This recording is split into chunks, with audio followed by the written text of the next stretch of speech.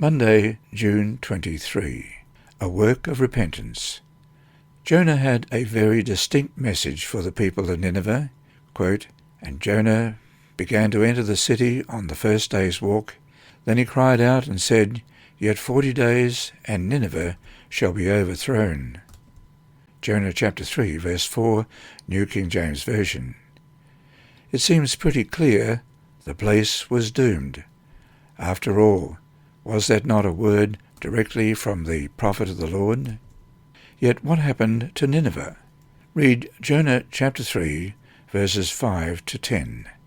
So the people of Nineveh believed God, proclaimed a fast, and put on sackcloth from the greatest to the least of them.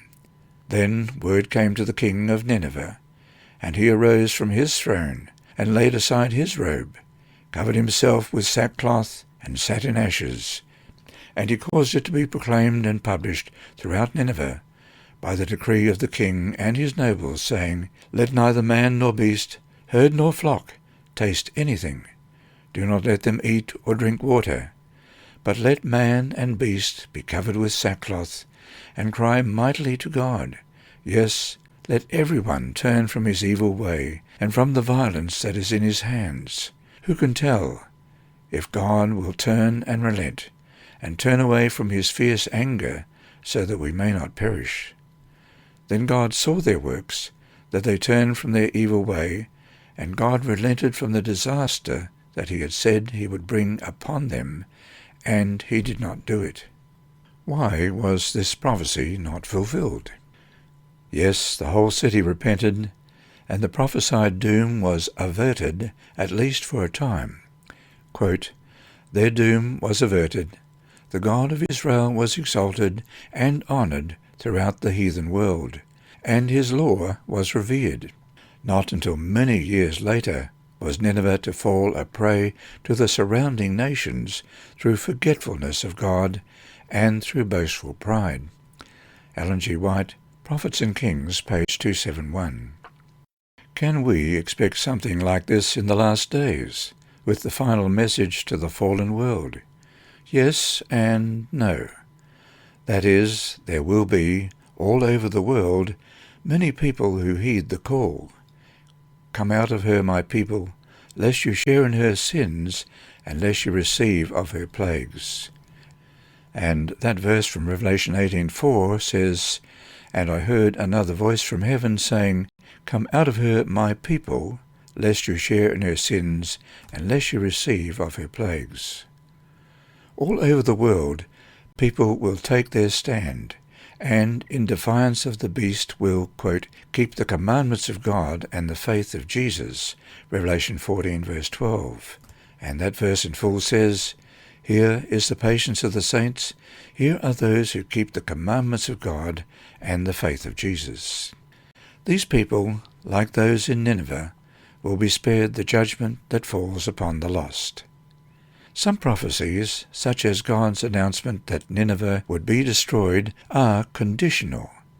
Nineveh would be destroyed unless the people turned away from their evil. See Jeremiah chapter 18, verses 7 to 10. And those verses read as follows, The instant I speak concerning a nation, and concerning a kingdom, to pluck up, to pull down, and to destroy it, if that nation against whom I have spoken turns from its evil, I will relent of the disaster that I thought to bring upon it. And the instant I speak concerning a nation, and concerning a kingdom, to build and to plant it, if it does evil in my sight, so that it does not obey my voice, then I will relent concerning the good with which I said I would benefit it. Yet some prophecies don't come with these conditions. They are going to be fulfilled, no matter the human response. The messianic prophecies of Christ's first and second comings, the mark of the beast, the outpouring of the plagues, end-time persecution, these are not conditional. They will take place regardless of what humans do. What humans do, and the choices they make, will determine instead what side they will be on as final events foretold by the prophets unfold. What choices are you making now that could help determine what choices you will make when the issue of worshipping God or the image breaks upon the world?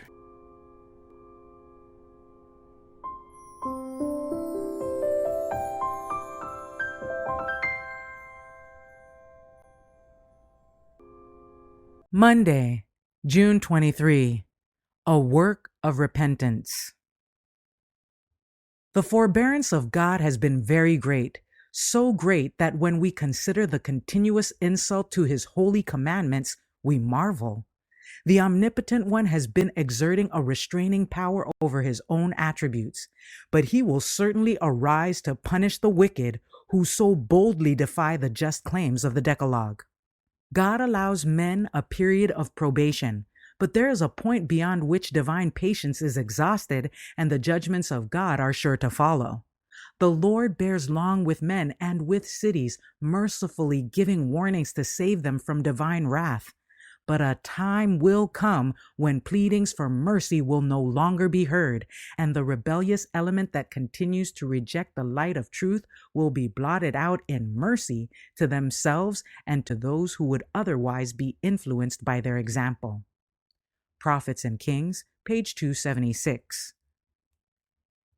God's message for the inhabitants of earth today is, "Be ye also ready, for in such an hour as ye think not, the Son of Man cometh." Matthew chapter 24, verse 44. The conditions prevailing in society and especially in the great cities of the nations proclaim in thunder tones that the hour of God's judgment is come and that the end of all things earthly is at hand. We are standing on the threshold of the crisis of the ages. In quick succession, the judgments of God will follow one another: fire and flood and earthquake with war and bloodshed. We are not to be surprised at this time by events both great and decisive, for the angel of mercy cannot remain much longer to shelter the impenitent. Behold, the Lord cometh out of his place to punish the inhabitants of the earth for their iniquity. The earth also shall disclose her blood, and shall no more cover her slain. Isaiah chapter 26, verse 21. The storm of God's wrath is gathering, and those only will stand who respond to the invitations of mercy, as did the inhabitants of Nineveh under the preaching of Jonah, and become sanctified through obedience to the laws of the divine ruler. The righteous alone shall be hid with Christ in God till the desolation be overpast. Prophets and Kings, page 278. Yet Nineveh was not wholly given over to evil. In that city, many were reaching out after something better, and if granted opportunity to learn of the living God, they would put away their evil deeds. And so God revealed himself to them in an unmistakable manner to lead them to repentance. From Splendor to Shadow, page 144.